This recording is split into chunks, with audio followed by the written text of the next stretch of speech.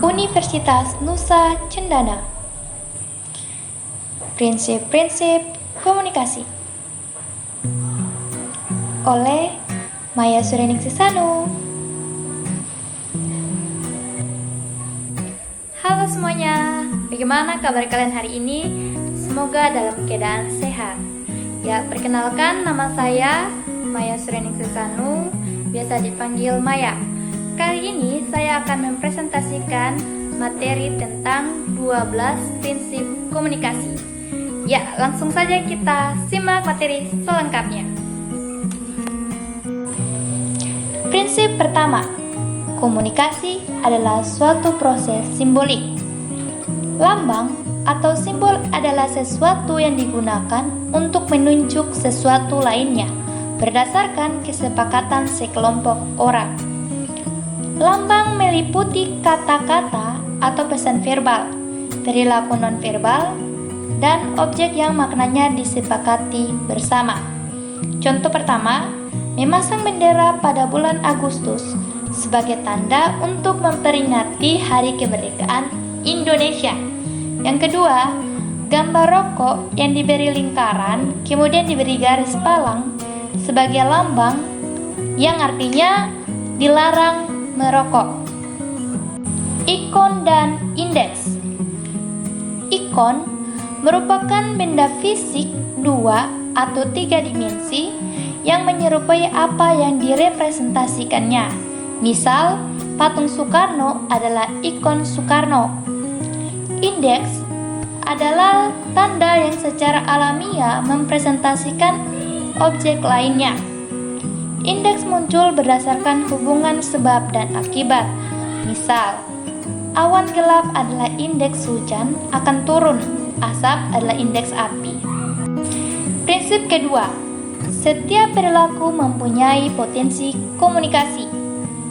Setiap orang tidak bebas nilai pada saat orang tersebut tidak bermaksud mengkomunikasikan sesuatu, tetapi dimaknai orang lain, maka orang tersebut sudah terlibat dalam proses komunikasi. Prinsip ketiga, komunikasi punya dimensi isi dan dimensi hubungan. Dimensi isi disandi secara verbal, sementara dimensi hubungan disandi secara nonverbal.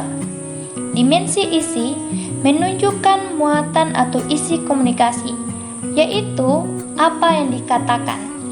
Dimensi hubungan menunjukkan bagaimana cara mengatakannya, yang juga mengisyaratkan bagaimana hubungan para pelaku komunikasi itu dan bagaimana pesan-pesan tersebut ditafsirkan.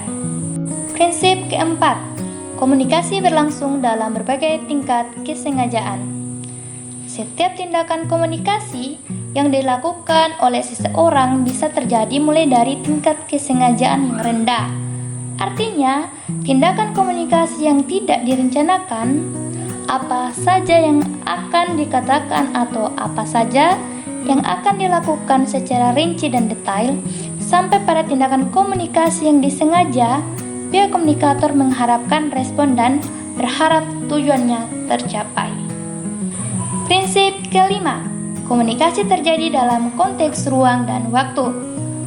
Prinsip komunikasi dalam konteks ruang dan waktu berarti informasi yang disampaikan oleh komunikator dapat disesuaikan melalui konteks ruang dan atau tempat.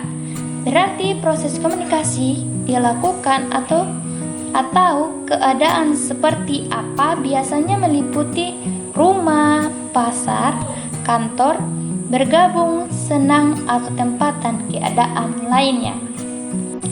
Sedangkan konteks waktu menunjukkan waktu bisa berupa jam, hari, tanggal, bulan, tahun, cuaca, intensitas cahaya, suhu, keadaan, dan makna waktu lainnya.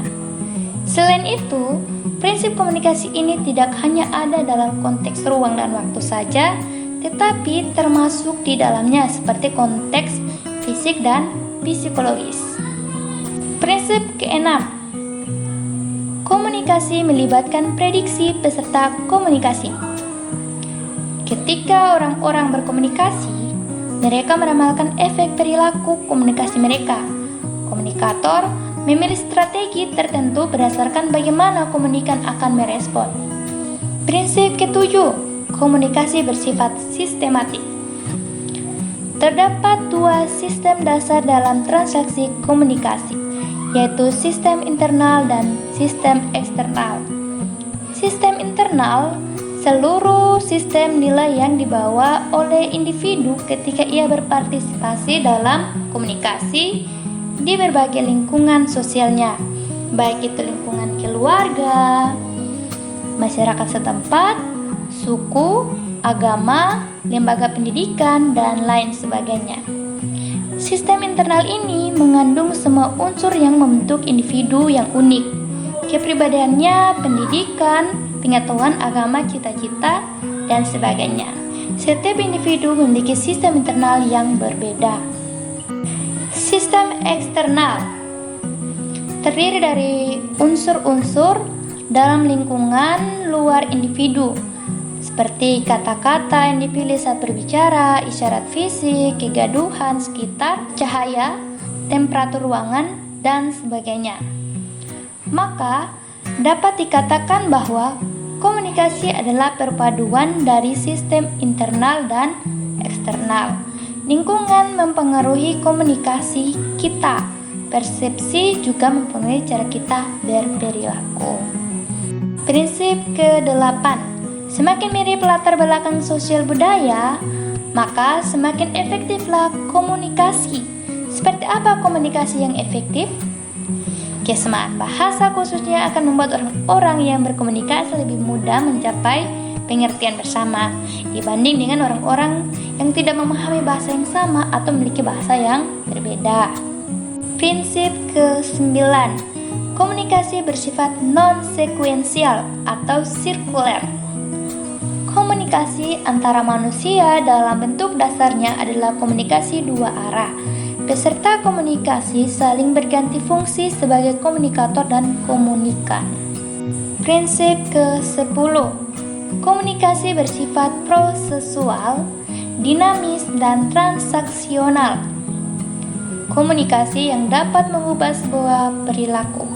Peserta komunikasi mengalami perubahan sebagai hasil terjadinya komunikasi, dari sekedar berubah pengetahuan hingga berubah pandangan dunia dan perilakunya. Prinsip ke-11. Komunikasi bersifat irreversibel. Pesan yang sudah tersampaikan tidak dapat ditarik kembali. Setiap orang melakukan proses komunikasi tidak dapat mengontrol sedemikian rupa terhadap efek yang ditimbulkan. Prinsip ini menyadarkan kita bahwa kita harus berhati-hati dalam menyampaikan pesan kepada orang lain. Prinsip terakhir atau prinsip ke-12 yaitu komunikasi bukan panacea untuk menyelesaikan berbagai masalah. Menyelesaikan masalah harus dengan tindakan. Contoh, meskipun Pemprov DKI telah bersusah payah menghimbau masyarakat untuk beralih menggunakan transportasi umum sebagai upaya mengurangi kemacetan, tidak mungkin usaha tersebut akan berhasil jika tidak ada sarana transportasi umum yang aman dan nyaman. Semoga bermanfaat. Sekian dan terima kasih.